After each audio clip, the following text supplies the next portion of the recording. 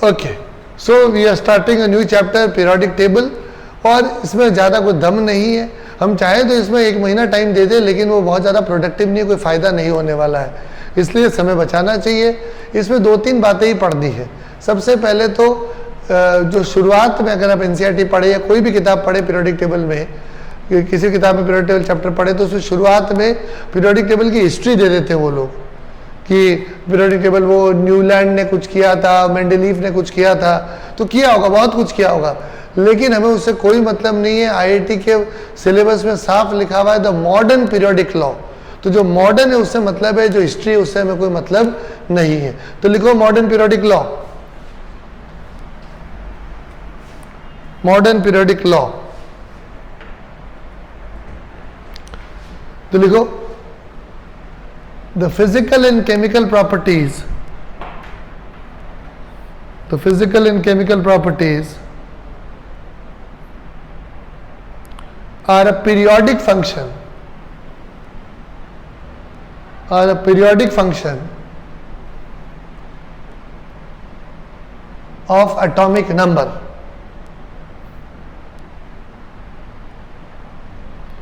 are a periodic function of atomic number।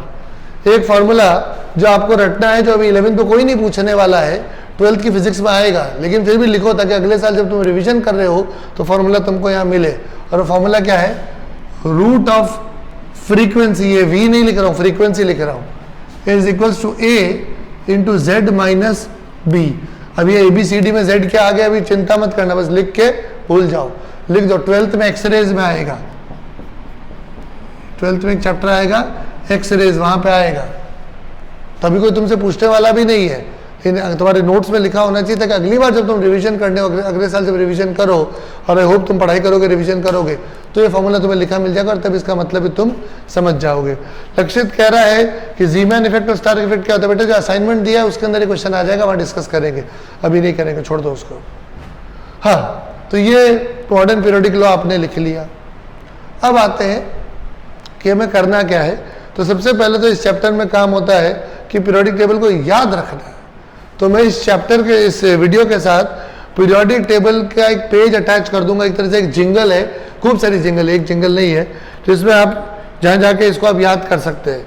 तो ये note करो अंकिता कि इस सेकंड वाले वीडियो के साथ पीरियोडिक टेबल की जिंगल साथ में ऐड कर देंगे, जस्ट इन केस नहीं मिले तो जेके सर को बोल देना, वो जिंगल बता देंगे, वो फाइल शेयर कर लेंगे। हाँ, 10th वाले बच्चों को जो बताई थी वही वाली। नहीं, पूरा वीडियो अटैच नहीं करना है, इस वीडियो के साथ वो सिर्फ जिंगल, वो एक पेज होगा ना, वो पेज अटैच करना है।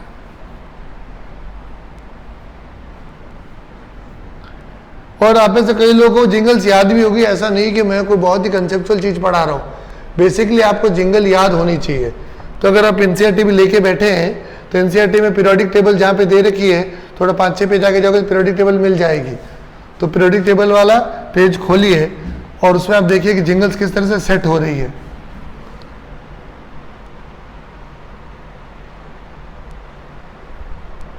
मिल गई पीरियोडिक टेबल?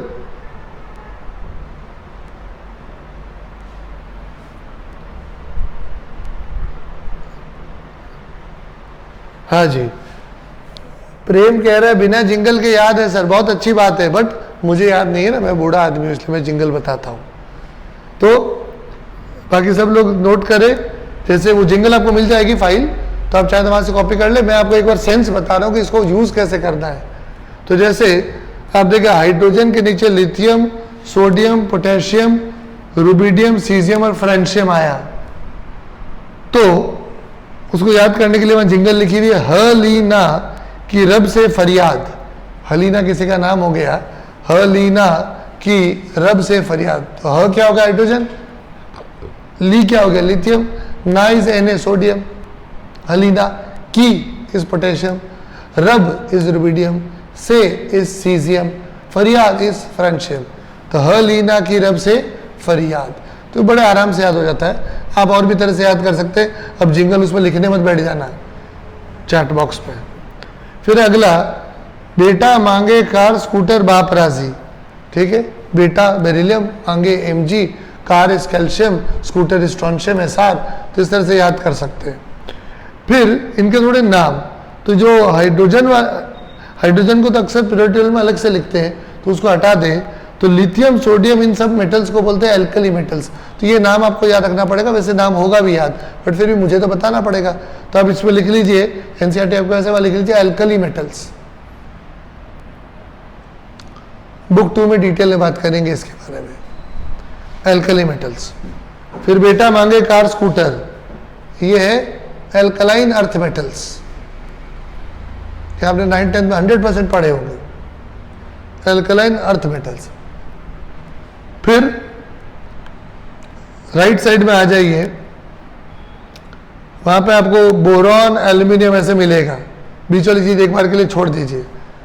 तो वहां पे जिंगल क्या लिखी है, क्या बोलनी है, देखो, बैंगन, आलू, गाजर इन थैला, बैंगन, आलू, गाजर इन थैला। तो बैंगन इज बोरॉन, आलू इज एल्यूमिनियम, गाजर is Ga gallium, indium is in is In और थैला इज थैलियम। तो याद हो जाता है। तो बैंगन, आलू, गाजर इन थैला।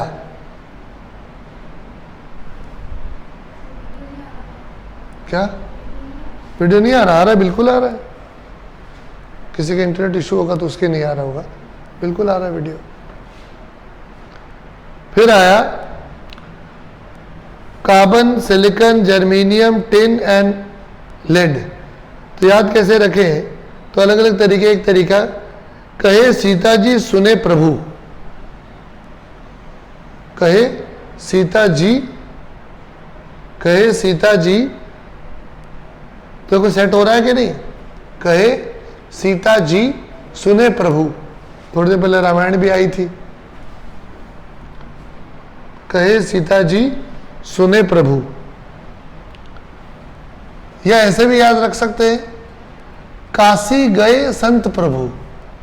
काशी क्या हो जाएगा, कार्बन एंड सिलिकॉन, काशी, गए germanium, Sant is Sn, Prabhu is Pb, Kashi गए संत प्रभु, आपकी मर्जी। फिर आइए नाइट्रोजन फैमिली पे, तो वहां पे नाइट्रोजन, फास्फोरस, आर्सेनिक, एंटीमनी और बिस्मथ। तो इसको ऐसे याद रख सकते हैं,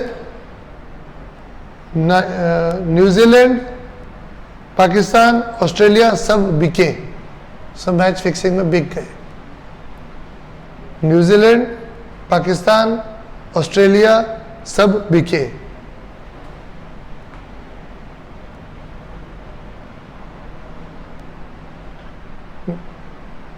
न्यूजीलैंड, पाकिस्तान, ऑस्ट्रेलिया सब बिके।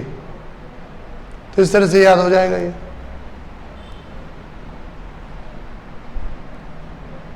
ठीक है।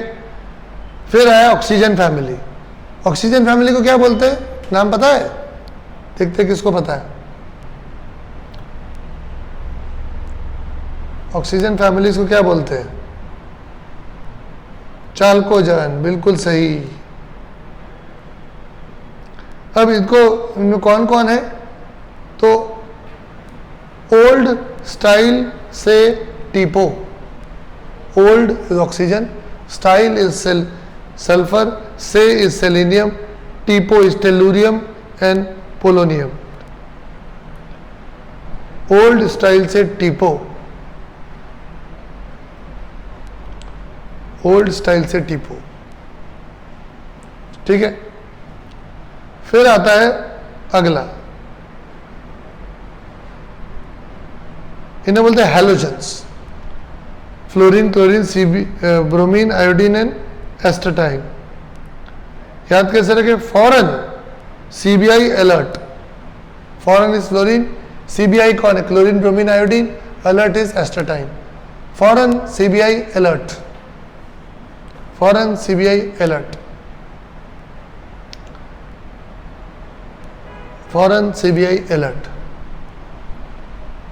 इस तरह से याद कर सकते हैं आप। फिर आया नोबल गैसेस। नोबल गैस कैसे याद करें, तो जिंगल है, हीना, नेहा और करीना। देखो सेट हो रहा है, हीना, नेहा और Kareena. Heena is helium, Neha is neon, और is argon, Kareena is krypton. Heena, Neha और करीना जीते रहो, जीते इज जेनॉन, या जीते रहो बोल दो, या तो जेनॉन बोल दो तो जीते हो जाएगा, या जेनॉन बोलोगे तो ज के नीचे बिंदी लगा दो, जिसे बोलते हैं नुक्ता। तो हीना, नेहा और करीना जीते रहो,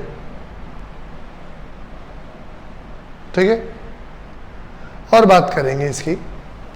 सबसे पहले तो लेफ्ट में जो दो कॉलम है, कौन से, एल्कली और एल्कलाइन अर्थ मेटल्स, उन दो कॉलम्स को बोलते हैं एस ब्लॉक, कैपिटल एस। तो वहां गोला करके चाहो तो लिख दो, यार एनसीईआरटी में लिखा हुआ तो अच्छी बात है, एस ब्लॉक।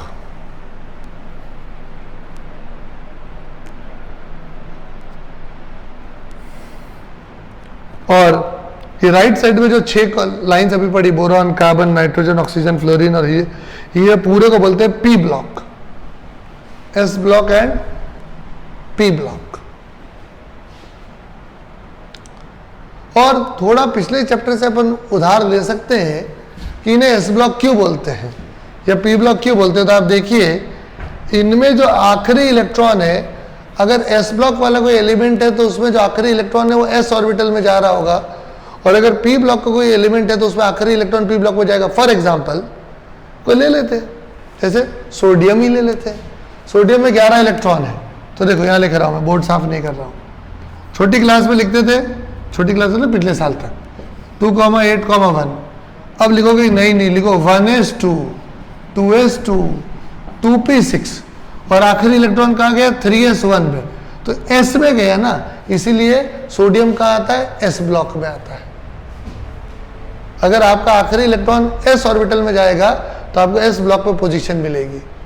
अब जैसे मान लीजिए हम बात करते हैं सल्फर की, सल्फर गैस कितने इलेक्ट्रॉन होते हैं, 16 होते हैं। तो छोटी क्लास में ऐसे लिख देते 2,8,6। अब बहुत पंचायती करनी पड़ेगी, 1s2, 2s2, 2p6, 3s2 and 3p4। तो जो आखिरी 4 इलेक्ट्रॉन है या आखिरी जो इलेक्ट्रॉन है वो p4 बनेगा, p1, p2, p3, p4। So the last electron is going to p orbital, hence sulphur will be in p block. समझ में आ रहा है कि नहीं आ रहा तो बताओ, मैं वापस समझाता हूँ। यहाँ पे समझाने की बिल्कुल इच्छा नहीं है। एटॉमिक स्ट्रक्चर में तो कितने 4-4, 10-10 घंटे और बात करना चाहूँगा, यहाँ पे कोई इच्छा नहीं है बात करने की। फिर भी डाउट है तो बोलो, नहीं है, ग्रेट। तो एक तरफ हो गया एस ब्लॉक, एक तरफ हो गया पी ब्लॉक, और बीच में अगर आप गिनो तो छोटी छोटी 10 लाइन आएगी वर्टिकल, 1, 2, 3, 4, देखो 10 लाइनें गिनो, ठीक है। इस पूरे को बोलते हैं डी ब्लॉक, इसको बोलते हैं डी ब्लॉक।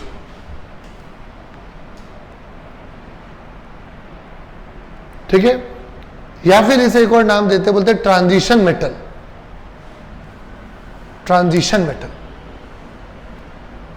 ट्रांजिशन शब्द का मतलब क्या होता है, जरा लिखो तो, अंग्रेजी स्कूलों में जाते हो, बताओ मतलब, what do you mean by the word transition.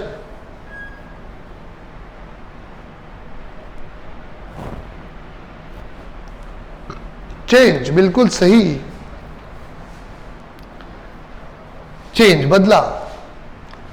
जैसे ये मेरा नॉर्मल चश्मा है जिसमें जो भी कांच लगा हुआ है वो आर पार दिखता है पूरा पूरा, लेकिन कुछ कुछ ऐसे भी आते हैं जैसे ही धूप पे जाते हैं रंग बदल जाता है, तो बोलते हैं इसमें देखो चेंज आ गया, तो उसको ट्रांजिशन लेंसेज बोलते हैं, वो बदल जाता है। ट्रांजिशन मतलब बदल जाता है, ठीक है। तो एस ब्लॉक और पी ब्लॉक के बीच में क्या आया, ट्रांजिशन वाले लोग।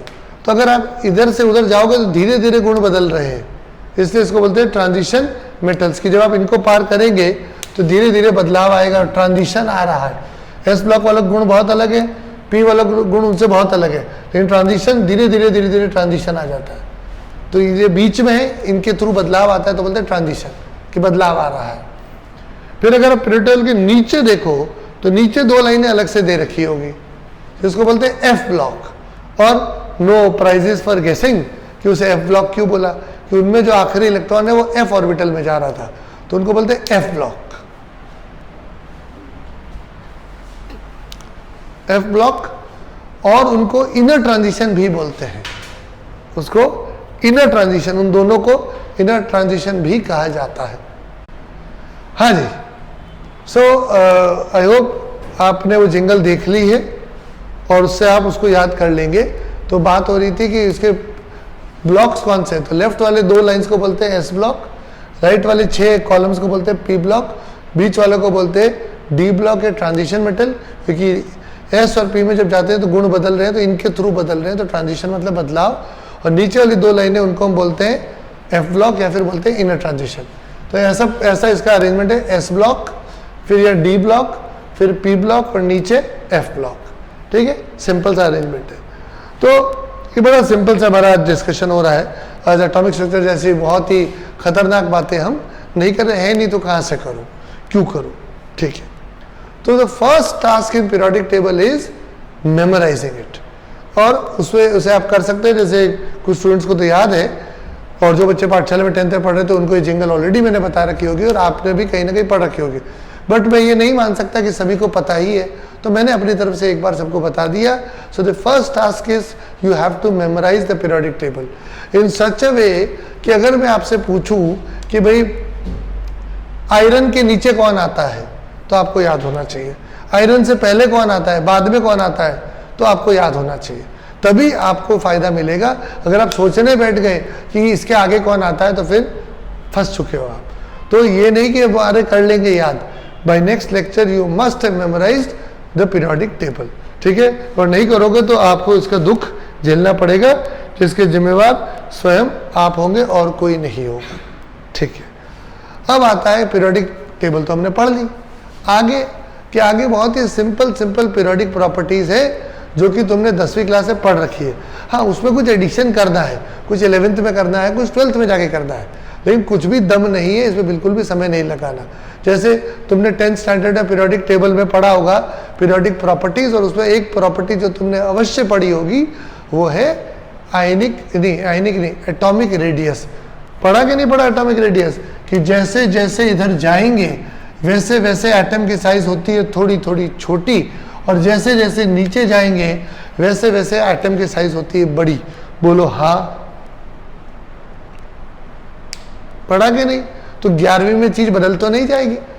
जब 10वीं के पीरियोडिक टेबल में ये था, तो 11वीं के पीरियोडिक टेबल में कुछ और तो नहीं होगा, राइट? यही होने वाला है, जैसे जैसे नीचे जाएंगे साइज बढ़ेगी, और जैसे जैसे लेफ्ट टू राइट जाएंगे साइज थोड़ी थोड़ी छोटी होगी।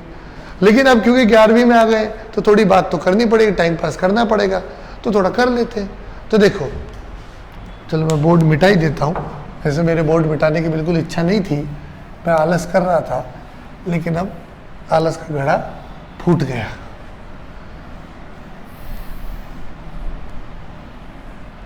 देखिए, इसे मैं थोड़ा समझाने की कोशिश करूंगा, आप भी थोड़ा समझने की कोशिश करना। ज़्यादा ना तो कोशिश करूंगा, ना तुम भी ज़्यादा कोशिश करना। देखो, हमने ऐसा एक फॉर्मूला पढ़ा था कि R radius is 0.529 n square by Z angstrom. बोलो हाँ या ना?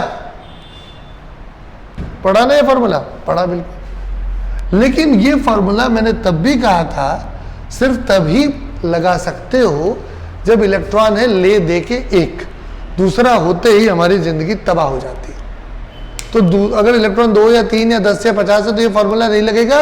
और कौन सा लगेगा? वो हमारे कोर्स से, आईटी कोर्स से कहीं आगे की बात है, इसलिए अपन जाएंगे नहीं। लेकिन जो भी फॉर्मूला होगा कंसेप्चुअली तो इससे मिलता जुलता होगा कि जब Z बढ़ेगा, प्रोटॉन्स बढ़ेंगे, तो इलेक्ट्रॉन पास ही आएगा ना, दूर थोड़ी जाएगा।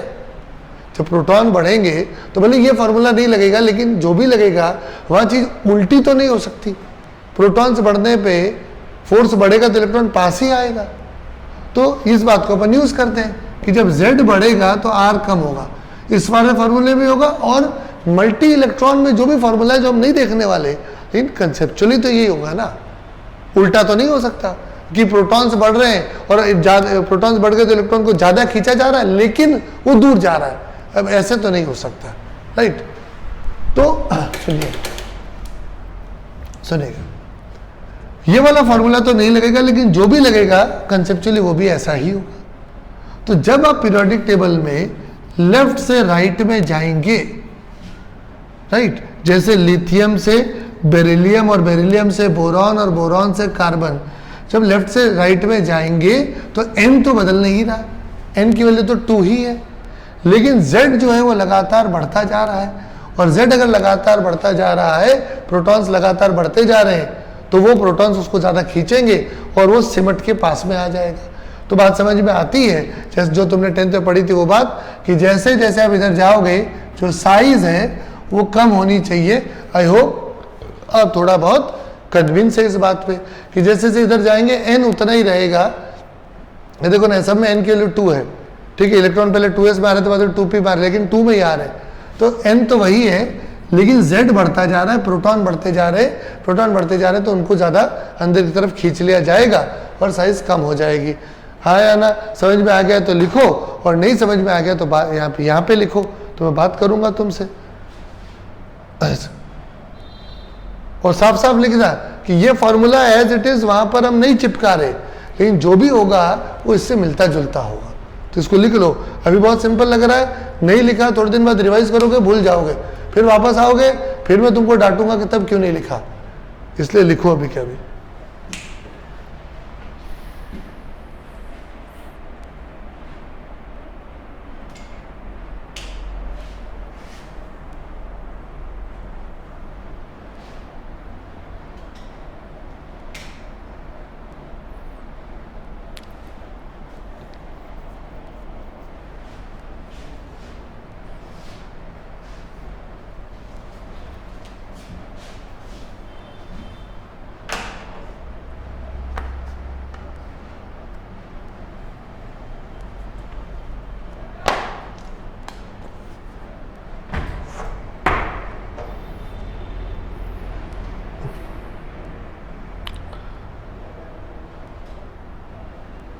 ओके, हर्ष लोहिया ये कह रहा है, क्या नोबल गैस इसमें एक्सेप्शन है? हर्ष ऊपर ऊपर से आपको लगेगा कि है, लेकिन जब ये चैप्टर थोड़ा पढ़ लोगे तो पता चलेगा कि नहीं, एक्सेप्शन नहीं है। ये डाउट आप थोड़े दिन बाद वापस पूछना। अपन जब इसके चैप्टर क्वेश्चन कर रहे होंगे तो वहाँ पे एनसीईआरटी में क्वेश्चन नंबर 12 या 13 ऐसा इसी से जुड़ा हुआ है, तो इसलिए एक बार जब एनसीईआरटी क्वेश्चन कर ले, फिर भी डाउट हो तो आप बोलना, ये डाउट वहाँ पे अपने आप क्लियर हो जाएगा। हाँ, लेकिन आपको आपका सवाल लॉजिकल है, आपको लगेगा कि एक्सेप्शन है जबकि एक्सेप्शन नहीं है। चलिए अब आते हैं नीचे। तो आपने पढ़ा 10वीं में कि नीचे आने में एटम बड़ा होता है, क्यों?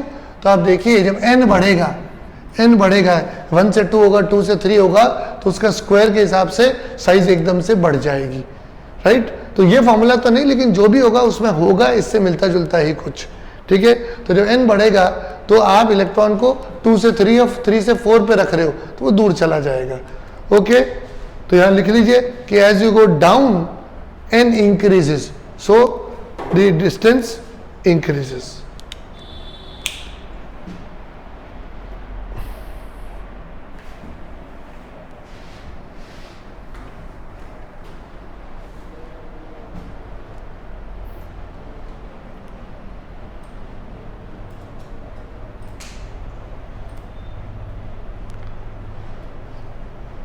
चलिए, तो आज अपन ने अभी तक पीरियोडिक टेबल में कोई बहुत ही चमत्कारिक बात नहीं देखी, बिल्कुल सिंपल सिंपल बात पढ़ी अपन ने। जब ज़्यादा है ही नहीं तो क्यों कंफ्यूज करूं। एक थोड़ी सी बात और कर लेता हूं, सुनिए। इस शब्द का मतलब पता है क्या आपको? पता है तो चैट बॉक्स में लिखिए, मुझे बताइए। आइसो इलेक्ट्रॉनिक मतलब बताइए।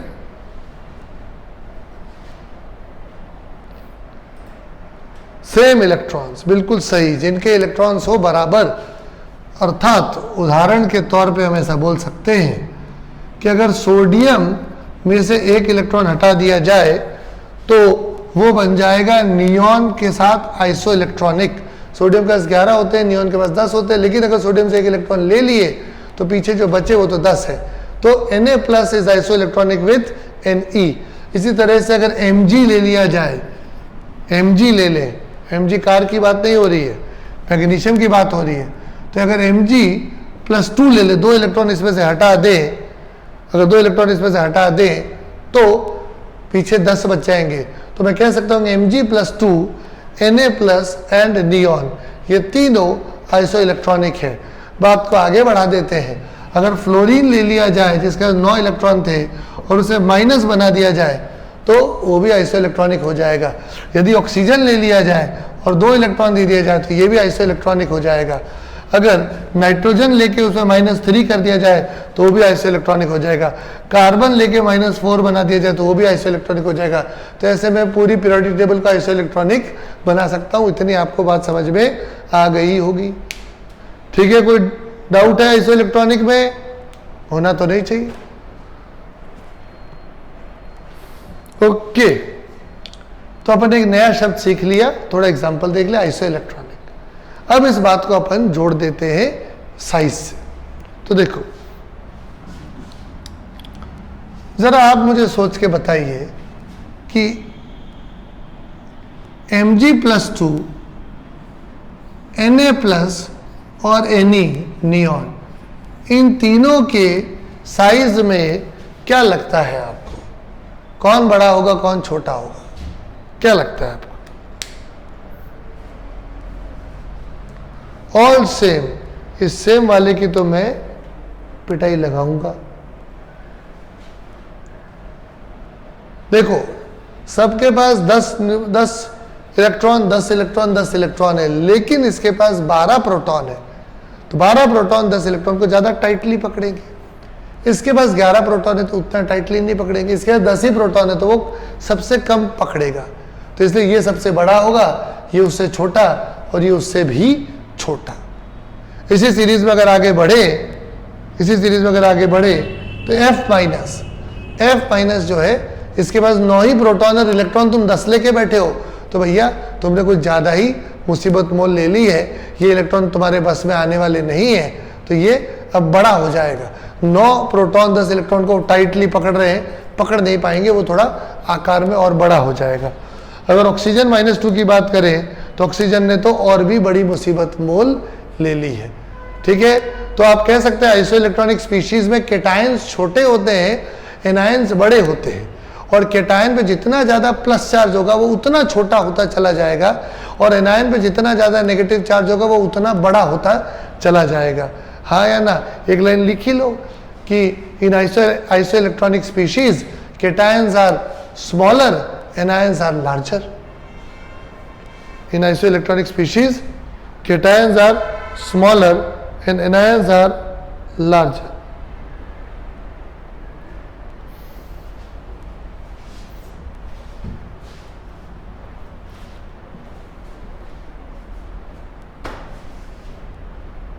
चलिए, तो ये बहुत ही सिंपल आज का हमारा डिस्कशन रहा। आई होप आपको कोई तकलीफ नहीं आई होगी, और आई होप कि अब सारा ये कोरोना वोरोना भी सब बढ़िया हो जाएगा और अब अच्छे दिन आएंगे, सुख के दिन आएंगे। बढ़िया बाहर बारिश का मौसम भी हो रहा है कि तुम्हारे इधर देखो तो मिर्ची बड़ा खाने का टाइम आ गया क्या? किसी के यहाँ बारिश हो रही है क्या? पाठशाला के बाहर तो एकदम घने बादल है। इट इज मतलब it might start. Yes sir, किसके यहाँ बारिश हो रही है? तुम्हारी इधर ही आऊँगा गाड़ी लेके घूमने के लिए। अभी अबाउट टू स्टॉर्म आ गया, सीधा तुम्हारा तो तूफान ही आता है ध्रुव। चलो अच्छा, पंजाब में हर्ष तो और वो क्या है, अनिमिश नहीं है क्या? Where is अनिमिश? पंजाब में याद है, Animish is also from Punjab. Animish, are you attending the class? हाँ है ना? चलो, so very simple lecture, will continue this lecture in the next class. कोई ज़्यादा प्रॉब्लम नहीं आनी चाहिए। और आज के जो बिल्कुल आपको अच्छे 3 असाइनमेंट भेजे हैं उन पर माथा मारो और बिल्कुल भी परेशान नहीं होना है। अगर तुमको खुश रखना हो तो मैं सिंपल लड्डू प्रॉब्लम दे दूंगा, तुम कर लोगे, कोई मतलब ही नहीं है। इससे अच्छा मत करो, चैलेंजिंग चीज करो। ठीक है, so do those assignments, will discuss them in the next class. Okay, Bhuvnesh कह रहा है कि वीडियो फ्रीज हो रहा है। भुवनेश, वो आपके एंड पे वो बादल करंट कुछ हो रहा होगा, बाकी सबके चल रहा है, इसलिए मैंने कमेंट भी नहीं करा पहले उस पर। ठीक है, परेशान नहीं होना। ये रिकॉर्डिंग बंद कर दो। कोई डाउट है आपको?